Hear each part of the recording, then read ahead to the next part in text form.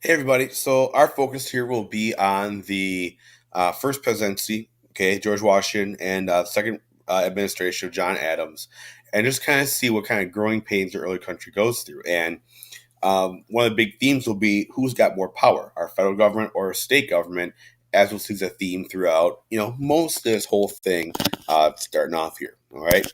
So, looking at our job as president, right, just take a moment and think to yourself, what do we think of as a president today? What is the job of a president? What do we think of as being quote unquote presidential, right?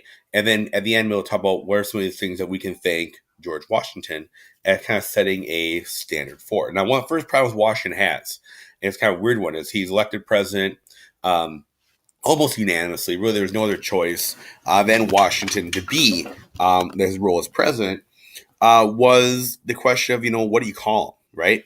Now you call him George Washington, not George Washington, but is he going to be Your Excellency? Is he going to be Your Majesty? What kind of title is this guy going to have is the question. And so Washington says, you know what? I'm not a monarch. I'm not Your Excellency. I'm not Your Majesty, even though that was being suggested by guys like John Adams, who's owned by his own vice president. He says, call me Mr. President, right? I want a simple, regular title. I'm going to dress in regular clothes. I'm not going to wear flashy colors. I'm not going to wear a purple cape. I'm not going to wear, all kind of stuff look like a monarch. I'm wearing a plain, black Republican broadcloth suit type situation. And so that's one of the first things we kind of see him set up as being, this regular guy, well, not regular guy, right? He's probably the richest guy in the country and all that kind of stuff, but whatever. Regular, plain person, not a monarch type person running our country. The other thing he does, he establishes his department, right? Executive department. He is the only person in that executive department right now, but he has Congress then establish different departments within the executive branch. So state, dealing with foreign issues, treasury, dealing with money, war, for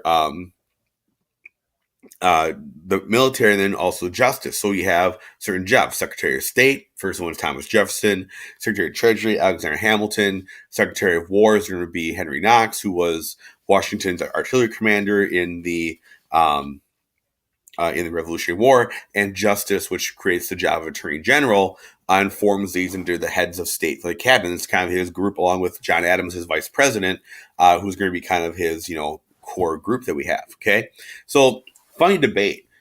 One of the big first questions: what do you put on our money?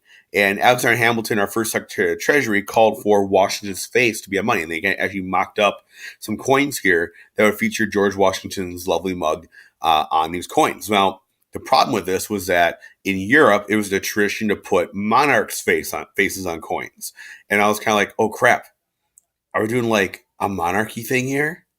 Oh man, I don't know if we can do that or not." And so when the mint actually comes under the authority of Thomas Jefferson, the Secretary of State, which is really weird, by the way, that's not a Hamilton thing.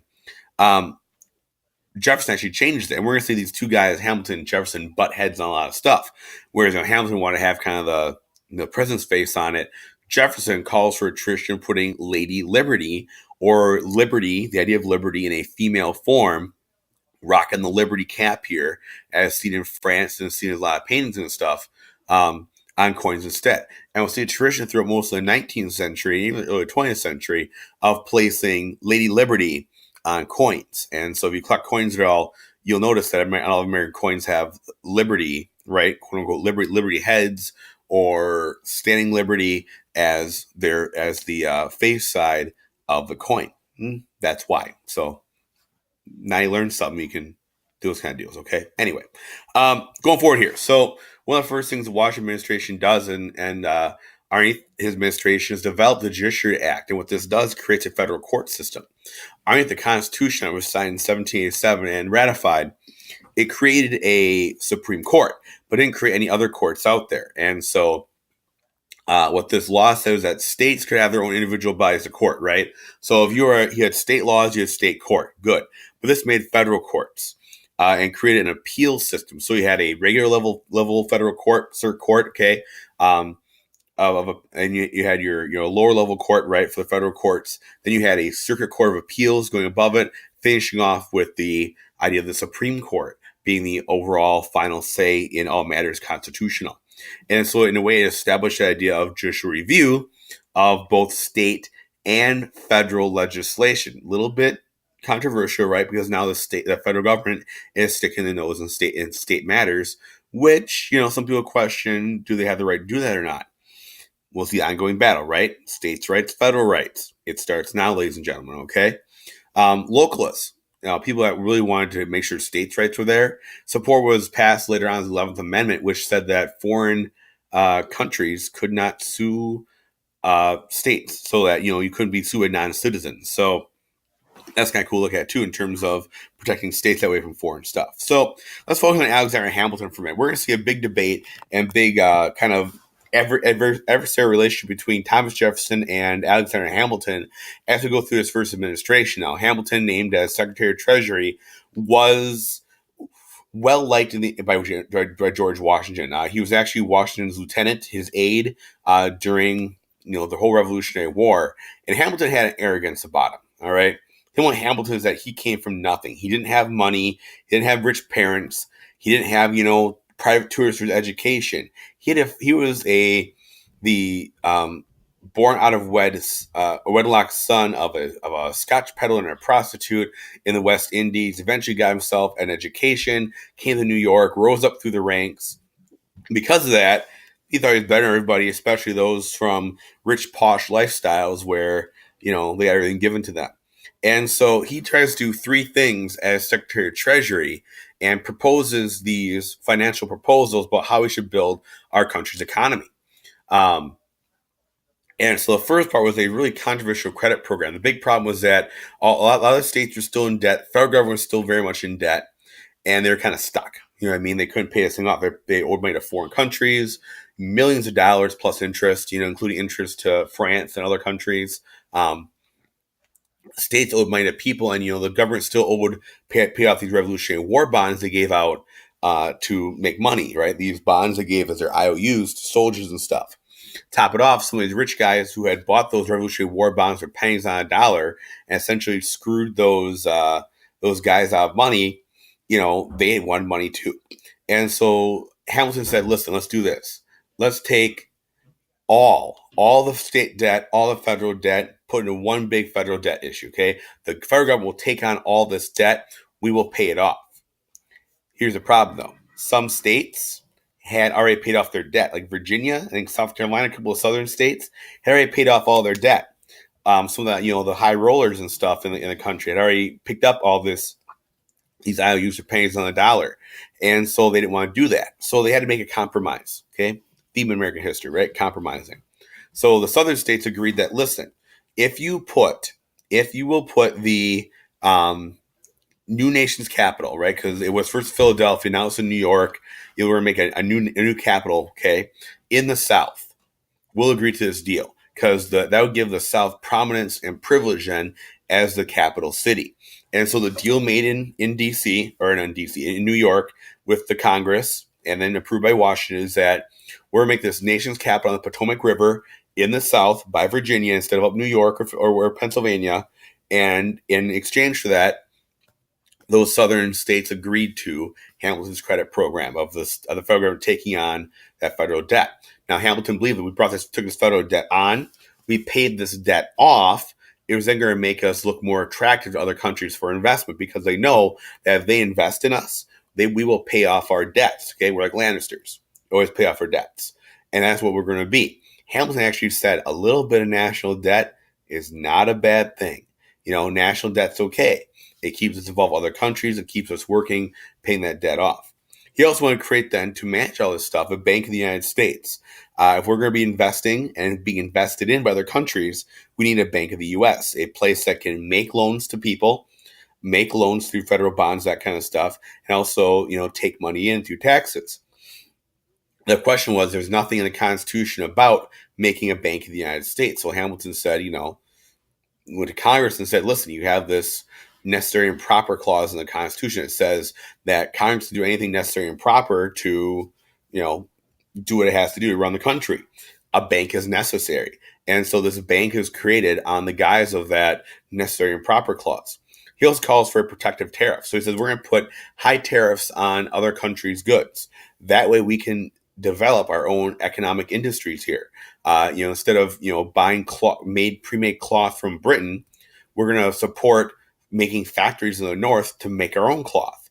Instead of looking at metal and iron made in Britain, let's make our own iron and metal here. That kind of stuff. Southerners didn't like this because they were the ones creating the cotton and the indigo and the fibers and stuff used to make cloth, which is our main industrial product at this point. And they could make a lot more money sending that stuff overseas to Britain or France or wherever than sending it up north to New York or Pennsylvania. So there's a big debate of North versus South going on here. Also, Hamilton and Jefferson are at odds about how we interpret the Constitution. Hamilton's kind of loosey-goosey about it. Necessary and proper. We can probably do this. It's okay. Very loose instruction. Where Jefferson's like, if it's not written there, we can't do it. And so this really kind of strained these relationships between. Is this where the famous rap battle comes into in the musical Hamilton, which we'll listen to in class probably. Here's a good quote from Hamilton about this whole situation. Our prevailing passions are an ambition and interests. We are a duty of a wise government to avail itself to those passions or make them subservient to public good. So think about how this might, the viewpoint is manifest in Hamilton's financial program. Let's do good things for the country, make country stronger. What does the country want to do? That way we can make sure that the government can better serve our people. Then if we make sure we're rich, we have money, and we are doing what the country needs to be done. On the flip side of that is Thomas Jefferson, our Secretary of State, in charge of all foreign matters. Now, the biggest issue he has right off the bat is French Revolution. In a lot of ways, France was inspired, along other countries like Haiti and countries in Latin America, were inspired by the American Revolution. They're like, hey, look, they're revolting. That's a good thing. We can revolt too and fight against, tyranny and oppression using those Enlightenment ideals of natural rights and social contracts. That, when these countries are violating all these social contracts, now we can rise up and put down our aggressors and our oppressors. Well, a lot of Americans are like, yeah, go France, man. Fight the man. Go get those guys. But then when things went bad and heads are being put on pikes and heads are being chopped off by the thousands of the guillotine, Americans are like, uh-oh, dude, not cool, man. And a lot of that public opinion was very divided. Some people were like, yeah, fight the man. Go get him. Lop those heads off. Some people are like, we're going to back away from this very, very quietly and not be a big part of it. Between Hamilton and Jefferson, they both were like, when stuff started going really bad in that Revolutionary War, they're like, or that French Revolution, they're like, yeah, let's back away from this situation. Right? Let's not be a part of this whole deal. Let's not get involved on a side, because if we get involved in a war, and the problem is that France started like making wars with Britain and Spain, France is like, hey, buddy, we helped you out. Come jump in, man. Come help us out. We helped you. Everyone kind of looks at each other like, I don't know, maybe not a good thing. Can we really go fight a war right now?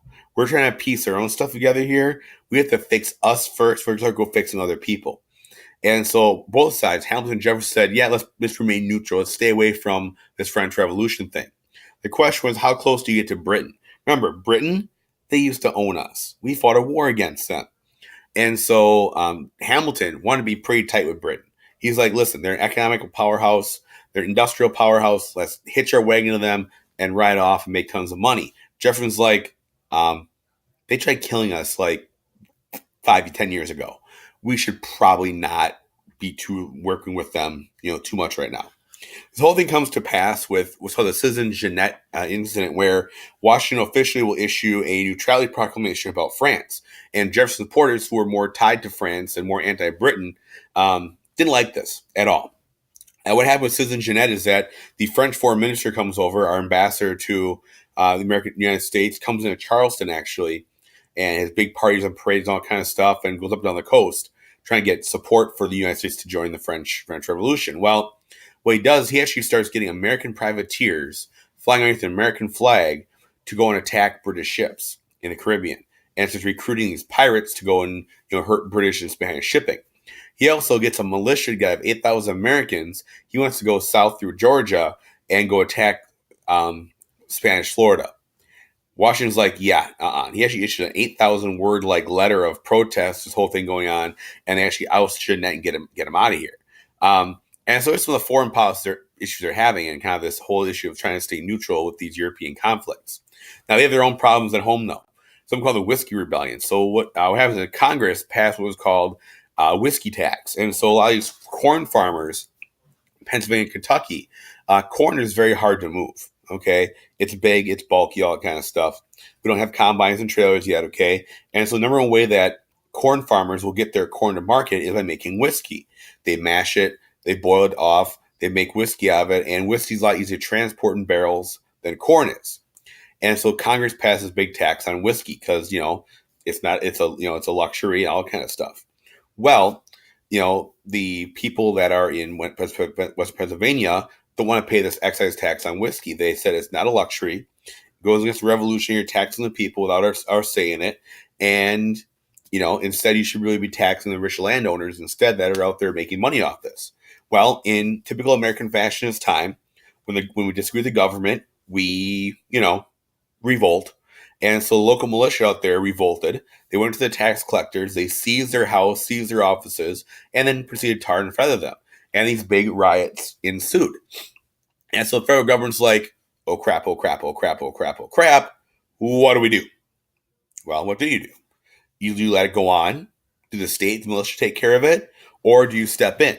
And Washington, a sign of power, takes the U.S. Army and steps in. So here is Washington taking personal control of the army, okay, in his uniform, all that kind of stuff, and gets 13,000 troops together at Fort Cumberland before going to stop the Whiskey Rebellion. These guys come to a head, and these Whiskey Rebellion guys, they're like, oh crap, things aren't good, and they eventually back down. But it's kind of a big show of force that how the United States is going to use, the United States force and military force put down inside rebellions. And instead, we're going to take care of this through a way that's more about the way it should be in terms of, using the legislative process instead. And kind of show the power of federal commitment to the preservation of the Union, protection of our boundaries, all those kind of things, that we're not going to let this thing fall apart just because one person is unhappy. And so I said the army occupies it, people disperse. It's very, very anticlimactic. But, we know that the result is that the Union stays together, and we kind of say we're going to keep this Union together no matter what. Now, Washington has two big other foreign action things happen. One is called Jay's Treaty, and in 1795, John Jay negotiates his treaty with Great Britain. And this is actually finally gets rid of those British soldiers up here in Wisconsin and Michigan. And kind of says, okay, they're gone. Bye-bye. Get out of here. All right, that's one big thing. The other thing is that it also tell how limited trade in America with East and West Indies, that we're going to kind of stay out of the whole trade thing in East and West Indies so it can be more for European trade. But it also gave Britain most favored nation status with us, saying that in terms of nations we trade with, Britain's going to be our closest ally. So we basically said, listen, you're our BFF in a way, okay? We're going to work with you. Why would this be controversial? Well, think about it. Who did we just fight a war against? Who helped us? Well, we're kind of disenfranchised here a little bit because they helped us out, yet we're not giving them that most favored nation status as they're going through the French Revolution. Instead, we're hitching our wagon to Britain, saying, "Hey, Britain, help us out." And so France is kind of mad at us. We also have Spain causing issues too. We had this issue of New Orleans down here. We talked about this during the critical period about how Spain controlled New Orleans and then gave off, locked off our access to the Mississippi River, which we have access to up here in Northwest Territory. So now we can't use this for trade at all. And so Charles Pinckney was able to go to Spain, make a treaty that gave a border, okay, to where things are going to be. You kind of see the border here by Pinckney's treaty. What was claimed by, is claimed by Spain. Here's our new border down here. And so now we have access to this land that was not that before, as well as access down that Mississippi River, so we can have access to that treaty. And this, one, kept what the border was to the United States, make sure we kept the border we felt we had, even though Spain claimed they owned this right here and made forts and all that kind of stuff. And we also got the access to Mississippi River for trade. Now, Washington decides to have 2 terms. People actually want him to keep running, but he's old at this point. He actually dies shortly after this. Probably due to bloodletting, actually. He still believes in bloodletting, so that's probably why he dies. And so he, stops 2 terms. Also, notice our presidents today usually stop after 2 terms. Only one president we've had so far has done more than 2 terms. And John Adams is elected as new president, runs against Thomas Jefferson. We'll talk about that in a second. Now, in Washington, before he leaves, he gives a farewell address to everybody, to Congress and to the people. And we'll read this address in class, but he kind of says, listen, here's my advice to you guys as I leave. And one of the big things is peace, he said. Listen, don't get involved in foreign wars in Europe, okay? Stay out of stuff right now, okay? Don't go start fights you don't have to. Commercial relations, have positive ones, okay? But don't rely on them, okay? He says, let's have friendship with all nations as well, and let's not get into entangling alliances with European countries. Let's not hitch our wagon to one person and be stuck there. The biggest one, I didn't put on this list here, but we'll talk about it in class, so he says, listen, let's not get hung up on political parties. Let's try to make it so that we're not fighting each other all the time. Like he had his own cabinet with Jefferson and Hamilton. Let's try to make it so that we are on the same team. Even though he's saying this, and you're going to kind of see what happens, we had the development of, you got it, our first two political parties, the Federalists and the Democratic Republicans, because our first presidential race after Washington is pretty close. We have 16 states new at this point. We've added some states at this point already, Kentucky and Tennessee especially, and it's really, really close in terms of this vote, because we have these two parties that develop. And so during the Jay's Tree debate, the debate about Spain and that kind of stuff, and Britain, the political coalition is kind of polarized. You have Hamilton's crew, calls themselves the Federalists, who are mostly pro-Britain, right? Pro-Britain, pro-industry. You have Jefferson's groups who call themselves Republicans or Democratic Republicans, more pro-states' rights, more pro-France, more pro-small farmer, that kind of deal. And these two groups kind of develop and kind of polarize towards each other, creating the first political parties in modern-day America. And you can kind of see even how the votes go. Our southern part down here all voted pro-Jefferson. Virginia too might be why. Our northern part here all voted pro-Adams. And so you have the idea of, industry, the Federalist candidate right here versus the farming candidate down here. Vermont being our other state that's, our new state, besides Kentucky and Tennessee. And wow, so we have some questions there, right? As we see this whole polarization happen. Now, as the Constitution was written, it said that the number 2 person in the election is going to be the vice president. So Adams is starting up as a Federalist. His vice president is his leading opposition, TJ. And so we got problems. And right away when Adams gets in, there's this tension between France and the Jay Treaty and the question of the United States favoring Britain as its most favored nation status. And so France starts attacking U.S. ships. And Jefferson's like, well, we can't have France attacking U.S. ships. We can't have them taking over our ships, that kind of stuff. And so he sends a 3-person delegation full with, great constitutional. Elbridge Gerry is one of them. John Jay, sends these people off to France to meet with the French foreign minister. Well, as these guys are in France, they're approached by these 3 French agents, say, listen, my best French accent, you will not talk with us until you give us money and a big loan. So France basically says, listen, before we're going to negotiate with you, you need to give us a whole bunch of money and a big loan, right? And the ministers that go to France say, screw you, we're not going to talk and give you money. And they come back and talk about this. And instead of giving the name of these French agents, Adams calls them X, Y, and Z. So he calls the X, Y, and Z affair. And all of a sudden, as Adams says, we're not going to be bought, we're not going to be owned by another country. Boom, Adams was a super popular guy. And he actually starts what's called a quasi-war with France, because he built up the armed forces. He builds up the army. He pays for ships to be built that are going to actually attack French ships. And he even says, hey, G-dubs, come on back and run the army for me with Hamilton as your second in command. Well, 1, Washington's old. 2, Hamilton is Jefferson's mortal enemy. And so these two guys, start fighting publicly. You have the president and vice president literally going at it publicly, saying, you're wrong, I'm right, vice versa. While we're doing this quasi-war with France. Now, remember, France, established country, established navy, we build like a dozen ships. They capture 300 of our ships and our people and our merchandise. We capture 22. So we are losing this war. Now, the Republicans are blasting Adams like nobody's business. So what he does is he passed something called the Alien Sedition Act. Whole goal here is to silence this Republican opposition to Adams, and it's one of the most, honestly, in U.S. history, controversial piece of legislation. The Alien Act put these huge obstacles in place for immigrants to become citizens, especially ones from France and that kind of place. And essentially said it's string all the president's hand doing nonsense. So we can get rid of people, we can deport people for almost anything we want to deport people for. It made it a lot harder to come to the United States.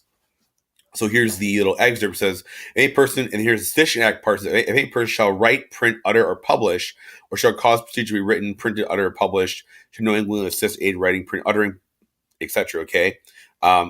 Any writings against the government of the United States or either House of Congress or the President of the United States shall be punished by a fine not exceeding $2,000 and imprisonment not exceeding 2 years.